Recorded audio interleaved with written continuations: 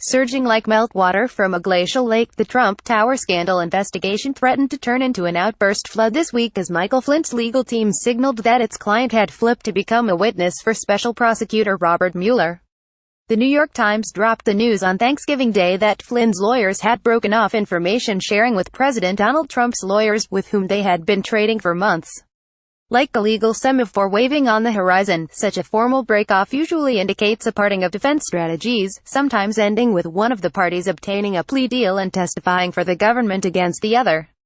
Story continued below that Flynn, Trump's 24-day national security advisor, might surrender to Mueller in exchange for a chance to rat on Trump and company makes ample sense.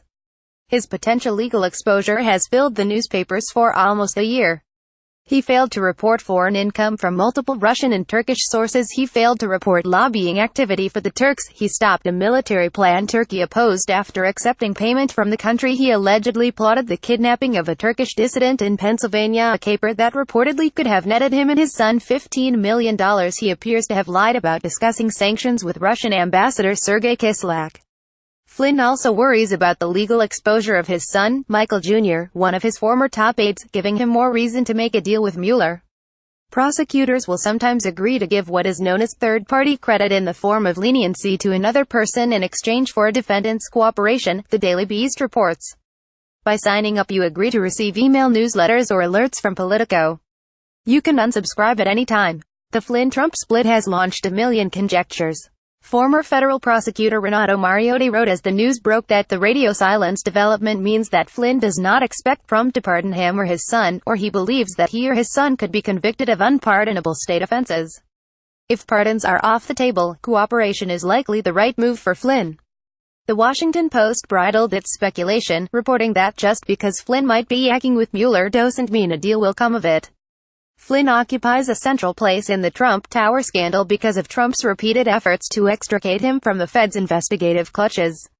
You recall that Trump asked FBI Director James Comey directly the day after Flynn resigned to drop the probe.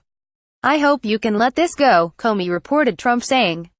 Trump also implored Director of National Intelligence Daniel Coats to lean on Comey to end the investigation. Trump praised Flynn after he quit and ripped his staff for ridiculing him after the resignation. Trump rarely to never expresses such loyalty to underlings, suggesting that Flynn owes his special status to the fact that he's the man who knows too much about both potential collusion with the Russians and obstruction of justice by the president.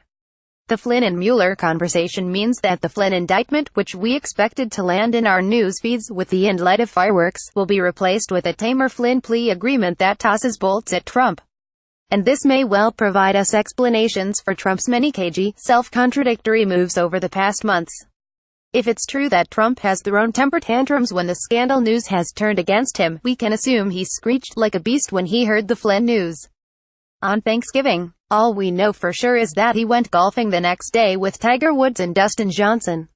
The McClatchy D.C. bureau lit a fire under Paul Manafort this week with a scorcher of a story that had him piling up frequent flyer miles to Moscow by the bushel while working for pals of Vladimir Putin. Over the course of a decade, he took at least 18 trips to this city while consulting for Russian and pro-Kremlin Ukraine customers. Was Manafort just making money, or were the Russians turning him into an asset who could be trusted to do their bidding, the piece asks.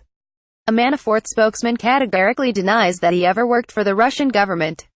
Did he meet with Russian government officials while in Moscow? The same spokesman declined to answer. By signing up, you agree to receive email newsletters or alerts from Politico. You can unsubscribe at any time. Everybody's favorite Trump Tower scandal character, go-between Rob Goldstone, who had largely been missing in action, made a feature-length appearance in the pages of London's Sunday Times magazine this week. There, the entertainment publicist spun a dubious tale about the June 2016 meeting he arranged in the tower between Natalia Veselnitskaya's Russian squad and Donald Trump Jr., Manafort and Jared Kushner. "If I'm guilty of anything, and I hate the word guilty, it's hyping a message and going the extra mile for my clients," Goldstone said. "Using hot-button language to puff up the information I had been given. I didn't make up the details, I just made them more interesting. Call this the everyone knows that publicists are liars defense. Well, Rob, we can't wait until Mueller has the opportunity to read aloud to you the emails you sent to Donald Jr. to set up the meeting. Remember when you offered the Trump campaign with some official documents and information that would incriminate Hillary Clinton and her dealings with Russia that would be very useful to your father, or when you typed, "This is obviously very high-level and sensitive information, but is part of Russia and its government's support for Mr. Trump, helped along by RS&M and Agalarev." Like all law enforcement professionals, Mueller loves it when witnesses claim that they didn't do anything wrong, nor did they assist anybody in doing anything wrong, nor do they have any knowledge of any wrongdoing, nor do you know what skeletons your Russian clients keep in their closets. Just tell Mueller that your only indiscretion was exaggeration. He's a warm and understanding man, and he's sure to let you go on your word. If I'm guilty of anything, and I hate the word guilty, I'm guilty of guilt. Send confessions to Schaefer. Politico@gmail.com. My email alerts want to cop a plea. My Twitter feed says its crimes are misunderstandings. My RSS feed is up on treason charges. Correction: this piece originally mistakenly described James Comey as the acting director of the FBI. He was the director. Jack Schaefer is Politico's senior media writer.